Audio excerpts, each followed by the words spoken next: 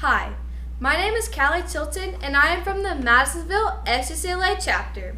For my project, I used the FCCLA planning process to organize my presentations. Step 1 is to identify a concern. I stated my concern as pesticides are potentially dangerous chemicals that can become harmful to the environment if not used properly. Step 2, set a goal. My goal is to save the planet and preserve the environment through promoting the proper use of pesticides. In step 3, form a plan. I plan to make a difference in my community by teaching people the importance of using pesticides correctly.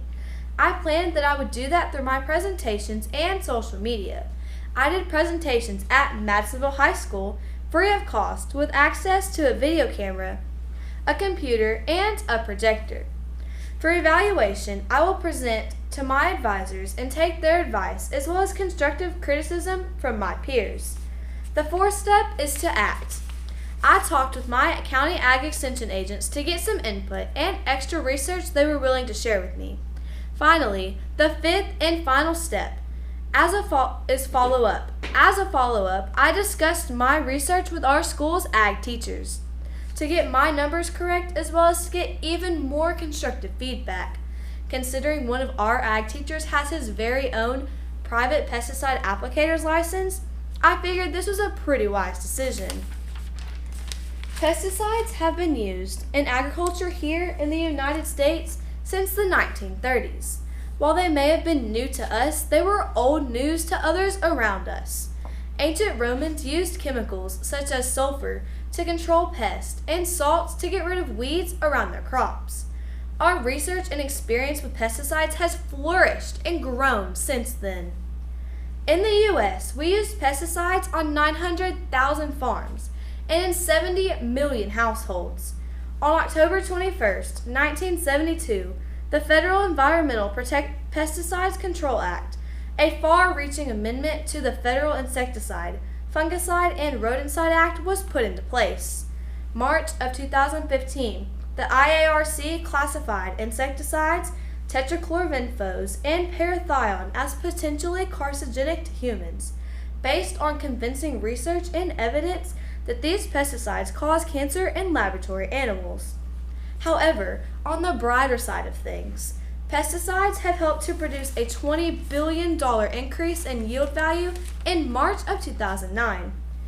It has also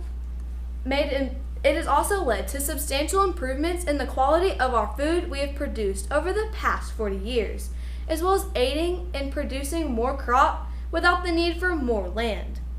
Pesticides are important. They help our farmers by protecting crops from pests, diseases, and weeds, as well as raising productivity. All farmers, including organic farmers, use pesticides. Pesticides ensure a bountiful harvest, which is a wonderful thing for farmers in the U.S., considering there are 690 million people and 8.9% of the global population that goes hungry. Pesticides also help to make food more affordable. This is due to the fact that the farmer doesn't need as much land to produce their crops, which means less labor, essentially lowering the prices of these crops. Pesticides have been proven to help prevent waterborne and insect-transmitted diseases, such as malaria, Lyme disease, and the West Nile virus. Pesticides can also preserve the environment. Since the farmer doesn't need as much land, that means less tillage of the soil, which can reduce deforestation, conserve natural resources, and curb soil erosion. While pesticides can be great for producing crops and repelling insects, they do have some potential downfalls. Pesticides can lead to soil pollution problems. With that, you may also have some groundwater pollution. You may also run across the dilemma of getting rid of important insects that can assist in your crop production. When you use pesticides you make pollination harder and even impossible for pollinators, which can lead to further issues down the line. As of last year, pollinators brought in $29 billion in ag production. 20 of that $29 billion was brought in solely by bees. A researcher by the name of Dave Golson did a study that showed we are losing 6% of flying insects each year. Texas A&M professor Craig Wilson found monarch butterflies at half of last year's total. When people aren't informed on how to properly apply pesticides, they can become dangerous for the environment and problematic for the flora and fauna. Not to mention the potentially carcinogenic agents in these solutions. You may also alter plant genetics through misusing pesticides. Pesticides are essentially mixtures of substances that are applied to plants as plant regulator, defoliant, or desiccant. If you are not using and applying them properly, not only is it bad for the environment, but it could be deadly for people, as some pesticides have carcinogenic agents in their mix. Pesticides can enter the body through skin, inhalation, and ingestion if you are not wearing the proper personal protective equipment, or PPE. To know what your PPE is for specific pesticides, you can either talk to your local Ag Extension agent or go online to the Environmental Protection Agency website or EPA.gov. If you use pesticides in any other way than the label directions, not only are you being unsafe, you are taking illegal action. Depending on your county judge, the value of the property or crop you damaged and how dangerous the pesticide is will determine your punishment. As I mentioned previously, a major factor as to why you should use pesticides properly and responsibly is the toll pesticides could have on our pollinators.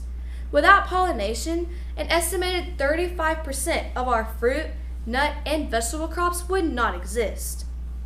Almonds would almost completely disappear, considering they are 90% dependent on pollination. Our livestock industry would suffer as well, considering grains and livestock forages are also greatly enriched by pollination. Misusing pesticides in the long run could even dwindle our food supply over time, which would increase the number of people who go hungry. Pesticides are extremely vital in growing crops today, and our farming industry would not be near as successful as it is today if we didn't have them. Using them properly and by the label instructions makes the environment safe as well as the applicator. Now I know this may be a hard task to take on, but through our conjoined efforts, we can really make a difference in this issue. For a better world for our children and the generations to come, we are the Family Community Career Leaders of America, and we face the future with warm courage and high hope. Thank you for your time. Do you have any questions?